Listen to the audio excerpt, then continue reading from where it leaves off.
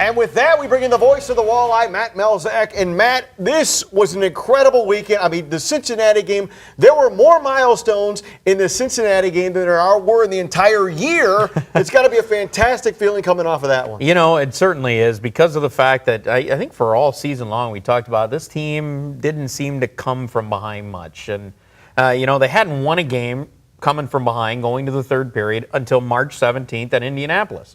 So there hasn't been that many games since then to what they did on Saturday night, which is score 3 goals in a minute and 40 seconds in the third period, down 2-1 in the last 5 minutes and win a game, and really shock about 7,500 people that were there. I mean, pretty impressive what Toledo was able to do in a game that it just felt like Cincinnati controlled it for the first 2 periods, and then, you know, as teams do sometimes, oh, we've got the lead, this team's not really doing much, we're good. And then they kind of sit back a little bit, gives Toledo a little bit of momentum. Next thing you know, you got 3 goals in, you got to win. Yeah, and let's run down what that meant. Okay. Division clinched. Yes. Conference clinched. Yes. Dan Watson's 100th career win. Yes. And Pat Nagel. 36 wins in a regular season. ECHL record holder for Toledo, right? You know, yes. Okay. And when we looked at that and, you know, going back, and I've been kind of keeping up with it for years, right? So you see that 35 from Nick Vitucci back in 94, 95, and you look at the way those teams won, and you're like, yeah, that'll never be caught. Right.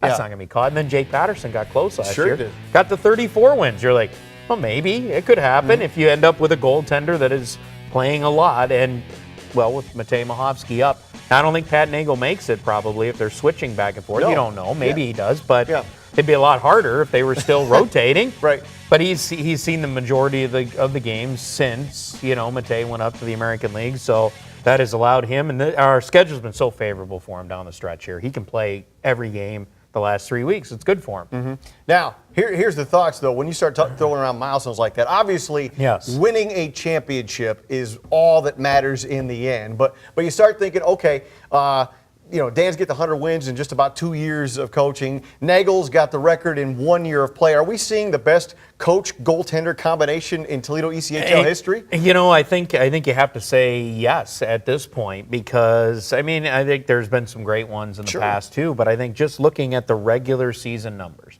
and the way it has gone, you know, I even asked at the league, you know, hey, has there ever been a coach that's hit 100 wins in 2 seasons?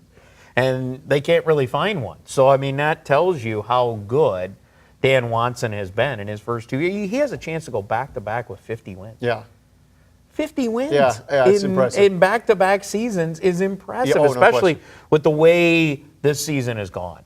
The ups and downs, oh, my God, we got 9 forwards tonight. We're struggling to fill the lineup and, you know, losing Matej Mahovsky up. And then, yes, but you have Pat Nagel. That's been the rock part of that. So the 2 things that have been the rock basically of your season, Pat Nagel in goal, Dan Watson behind the bench.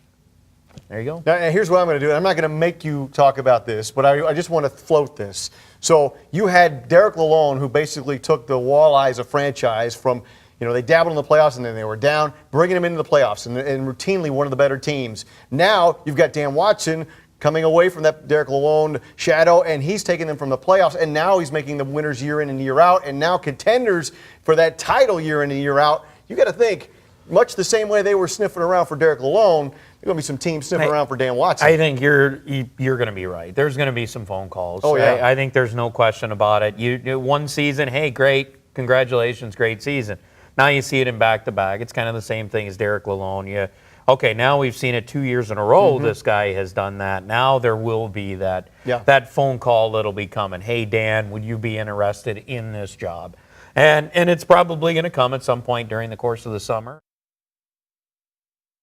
All right, thanks to Matt for coming in. Before we look too far in the future, though, there is still plenty to play for, and a couple of familiar faces are back in the Glass City once again. Dylan Sadaway and Patrick McCarron, each sent back here to Toledo today. McCarron played 3 games with the Grand Rapids Griffins. He did not register a point, but his on-ice rating was a +2. Sadaway, who turns 22 today, has played in 37 games for the Walleye this year, 13 with Grand Rapids. The final home game is this Friday night against Fort Wayne.